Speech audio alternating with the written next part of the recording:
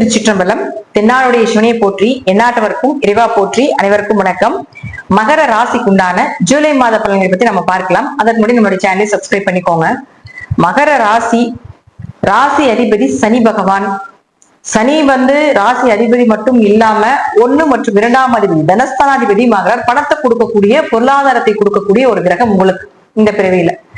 அப்போ இந்த சனி பகவான் இந்த மாதம் 13ஆம் தேதிக்கு மேல வக்ரம் பெறுகிறார். நவம்பர் மாதம் 28ஆம் தேதி வரைக்கும். அப்போ இந்த ஜூலை 13ல தொடங்கி 28ஆம் தேதி வரைக்கும் உங்க ஜாதகத்துல சனி வக்ரமாக இருந்தால் யோகமே. இது நம்ம தனி பதிவா ஒரு வீடியோ போடுவோம். பொதுவா இப்ப நம்ம மாத பலன்ல எடுக்கிறப்போ சனி வக்ரமாக யாருடைய ஜாதகத்தில் இருக்கிறதோ அவர்களுக்கு எல்லாமே ஒரு பணவரவு, பொருளாதாரம், ஒரு வளர்ச்சி, ஒரு தொழில் ரீதியா. ஏன்னா சனி வக்ரமா இருக்கிறவங்களுக்கு தொழிலை பத்தின எல்லா விஷயங்களும் தெரியும், அதை செயல்படுத்த முடியாது. அப்ப அதை செயல்படுத்துறதுக்கு உண்டான ஒரு வாய்ப்பாக வருடம் ஒரு 3 மாதம் சனி வக்ரமாவார். அப்ப அதை நம்ம பயன்படுத்திட்டு அந்த மாதம் முழுவதும் வைத்துக் கொள்ள வேண்டும் அப்படிங்கறதா உண்மை. அப்போ உங்களுக்கு அவரே பொருளாதாரத்தை கொடுக்கறதுனாலையும் பணவரவை கொடுக்கறதுனால நிச்சயமாக இந்த மாதம் இந்த சனி வக்ரமாக இருக்கக்கூடிய காலகட்டங்களில் பணவரவு, பொருளாதாரம் உண்டு. ஒருவேளை உங்க ஜாதகத்துல சனி வக்ரமாக இல்லை என்றால் கொஞ்சம் கவனமாக இருங்க. குடும்பம் சார்ந்த விஷயத்துல, தொழில் சார்ந்த விஷயத்துல, பணவரவு, பொருளாதாரம், உங்களுடைய பேச்சு இதெல்லாம் கவனமா இருக்கணும். 2ல ராகு இருக்குது, பேச்சுல ரொம்ப கவனமா இருக்கணும். ஏன்னா ராகு அப்படிங்கிறது எல்லாத்தையும் காட்டிட்டு உள்ள ஒண்ணுமே இல்லை அப்படின்னு காட்டுறது அந்த ராகு. அப்ப அவர் இந்த 2ஆம் இடத்துல இருக்கும் பொழுது பணத்தை கொடுக்கற மாதிரி கொடுத்து எல்லாத்தையும் எடுத்துருவார். அப்ப இருக்கக்கூடிய பணத்தை கொஞ்சம் சேஃப்டி பண்றதுக்கு உண்டான வழிகளை பார்த்துக் கொள்வது என்பது சிறப்பான விஷயமாக இருக்கும். அடுத்தது செவ்வாய்.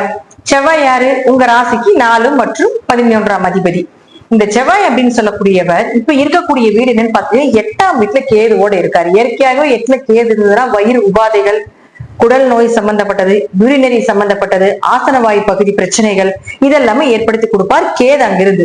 இப்போ உங்களுக்கு 4ஆம் அதிபதி ஆரோக்கிய ஸ்தானாதிபதியான செவ்வாயும் கேதுவோட சேரும் பொழுது இன்னும் கொஞ்சம் உங்களுடைய ஆரோக்கியத்துல கவனமாக இருக்க வேண்டும். ஏதாவது ஒரு வழியில உங்களுக்கு மருத்துவ செலவுகள் உங்களுக்கோ அல்லது உங்களுடைய தாய்க்கோ வர்றதுக்கு வாய்ப்புகள் உண்டு.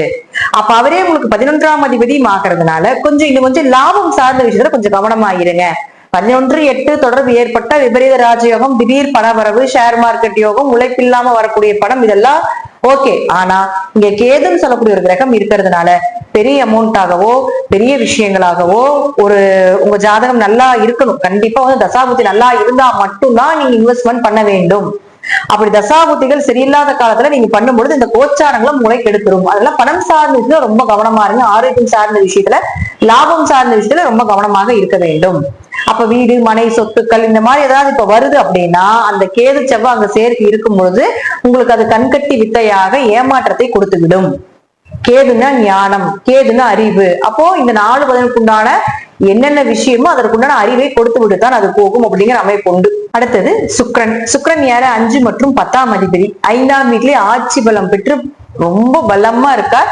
உங்க ராசிக்கு 11ஆம் இடம்னு சொல்லக்கூடிய லாபஸ்தானத்தை பார்க்கிறார்.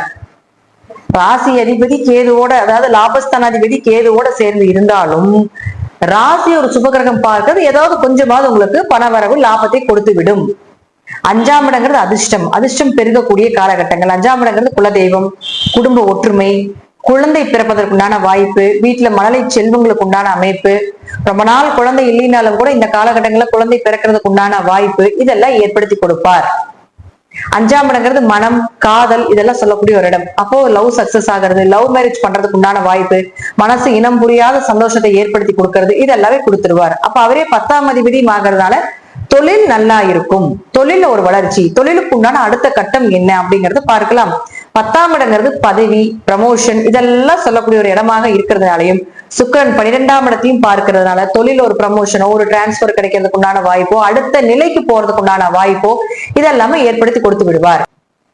அடுத்தது புதன். புதனை பொறுத்த வரைக்கும் உங்களுக்கு 6 மற்றும் 9ஆம் அதிபதி. கடன், நோய், வழக்கு, பூர்வீக சொத்து, தந்தை இதெல்லாம் சொல்லக்கூடிய ஒரு அதிபதி. அவர் பாருங்க 18ஆம் தேதிக்கு மேல வக்ரம் ஆகிறார். அப்போ உங்க ஜாதகத்துல புதன் வக்ரமா இருக்கும். இந்த மாதிரி 2 கிரகம் வக்ரம். அப்ப ஜாதகத்துல புதன் வக்ரமாக இருந்தால் கண்டிப்பாக உங்களுக்கு கடன் அடையிறது, நோய் விலகிறதுக்கு உண்டான வாய்ப்புகள், அரசு வேலை கிடைப்பதற்கு உண்டானது, அப்பா சொத்துக்கள் வர்றது, உயர்கல்வி படிக்கிறதுக்கு உண்டான வாய்ப்புகள், 9ஆம் இடத்துல உயர்கல்வி படிப்பதற்கு உண்டான வாய்ப்புகள் இதெல்லாமே ஏற்படுத்தி கொடுத்து விடுவார். ஒருவேளை புதன் வக்ரமாக இல்லையா கவனமாக இருக்க வேண்டும். இது சார்ந்த விஷயங்கள்ல. அடுத்தது சூரியன். சூரியன் எட்டுக்குடையவர், புதனோடவே சேர போகிறார். புதனோட சேர்ந்து புதாத்திய யோகமாக 16ஆம் தேதிக்கு மேல வருகிறார். அப்ப எட்டுக்குடையவர் 6ல இருக்கும்பொழுது கொஞ்சம் நோய் நொடிகள் இருந்தாலும் கூட அடுத்தது 7ஆம் வீட்டுக்கு வரும் பொழுது உங்களுக்கு நல்லதான் பண்ண போகிறார். நல்லது கண்டிப்பா நடக்கும்.